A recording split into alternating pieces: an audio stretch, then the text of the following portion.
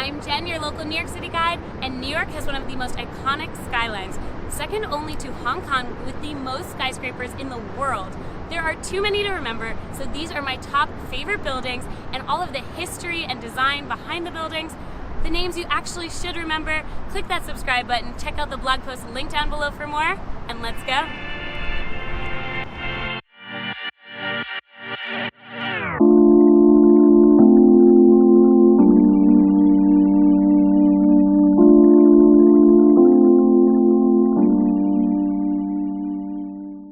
The Empire State Building, the tallest skyscraper when it was completed in 1931, has played key roles in movies such as King Kong and Sleepless in Seattle. It is also one of the most photographed buildings in the world. The building takes up a full city block and even has its own zip code. The Tower Light Show is constantly changing to mark special occasions and holidays.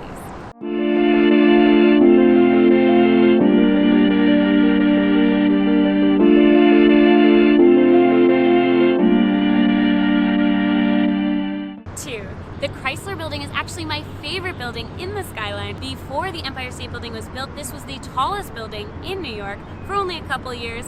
It was built in 1930. It is very distinguishable by its crown details that are super Art Deco and lovely. The reason why it's my favorite building.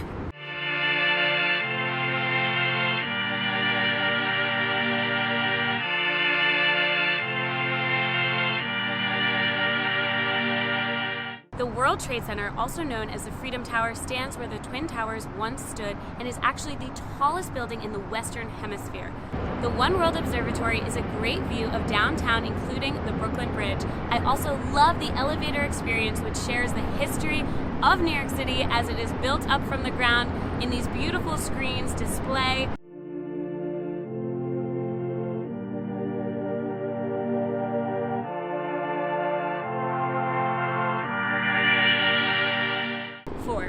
The Flatiron Building, the intersection of Broadway and 5th, had a triangular plot of land called the Flatiron before the building was even constructed in 1902, and it was originally considered an eyesore before it is now a beloved building that everyone loves, including myself. I made a whole video about the Flatiron area, neighborhood guide. Check it out. Love the building as much as I do. On to the next one. I just keep talking. I'm gonna cut that.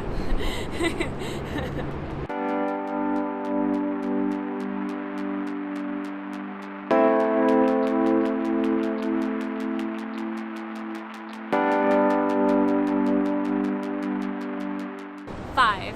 Grand Central Terminal, built in 1913, is a historic landmark building.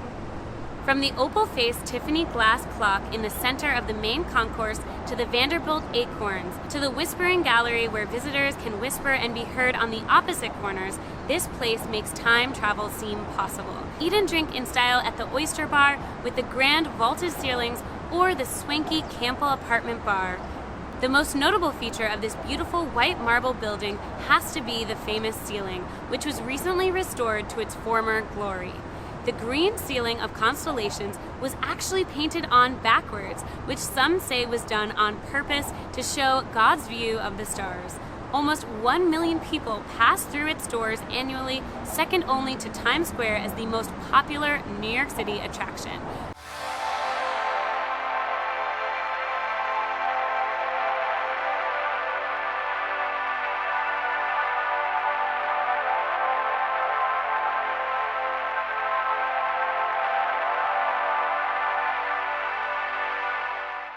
Rockefeller Center. This is the namesake of the show 30 Rock, and it is the home of NBC Studios, the Rainbow Room, and the Top of the Rock observation deck. One of my favorites, with that iconic view of the Empire State Building from Midtown all the way downtown, and on the other side you can see Central Park.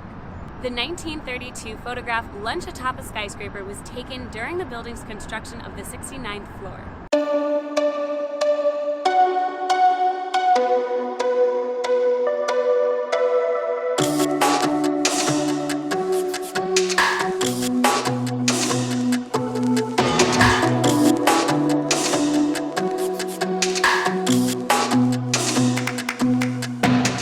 7. The Guggenheim. This nautilus shell-shaped building houses impressionist to contemporary art.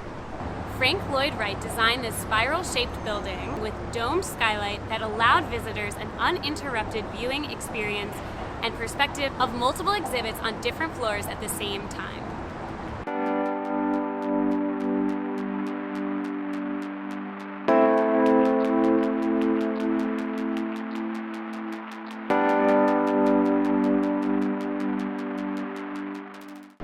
St. Patricks Cathedral, this renovated Roman Catholic church, is located on 5th Avenue between 50th and 51st.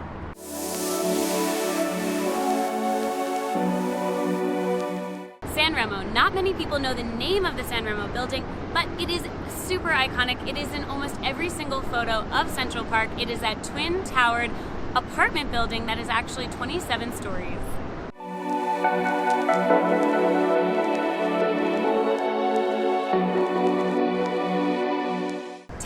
The New York Public Library. The main branch of the public library was dedicated in 1911 with 2 Tennessee lions, Patience and Fortitude, which flanked the main entrance.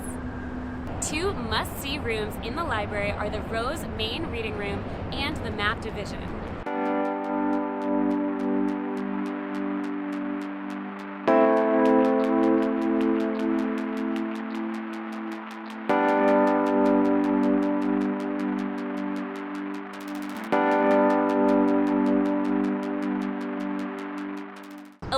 The Woolworth Building. The Woolworth Building was the tallest building in the world when it was completed in 1913.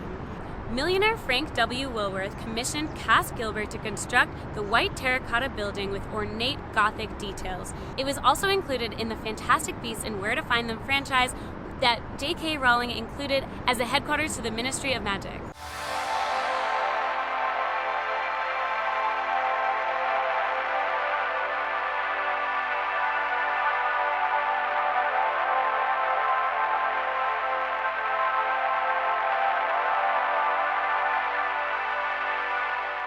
Bonus number 12, the Brooklyn Bridge. Technically not a building, but one of the most iconic structures here in New York City. I love the Brooklyn Bridge. I actually did a whole video on how to walk across it. You have to check out next. But a quick couple of facts. The Brooklyn Bridge connected 2 cities at the time, Brooklyn to New York. Brooklyn was actually the 4th most populous city in the world. Nope, in the US. This is funny. I'm gonna keep these bloopers. This is great. Okay.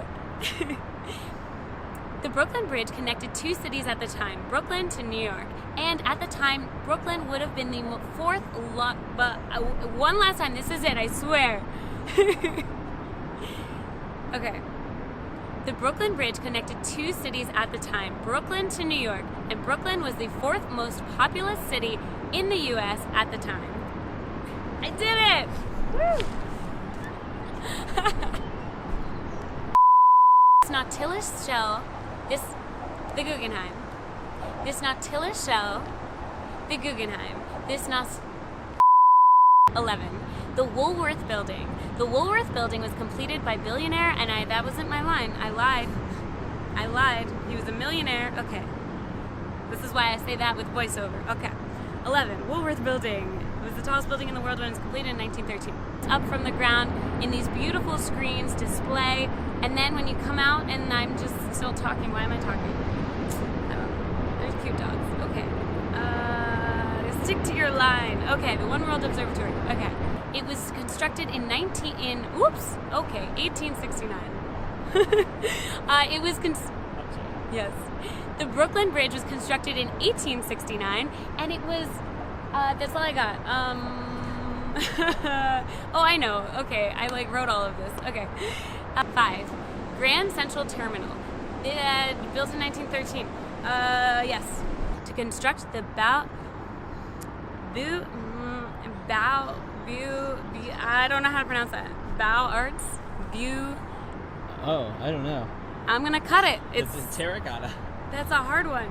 Yeah, the white terracotta. Okay.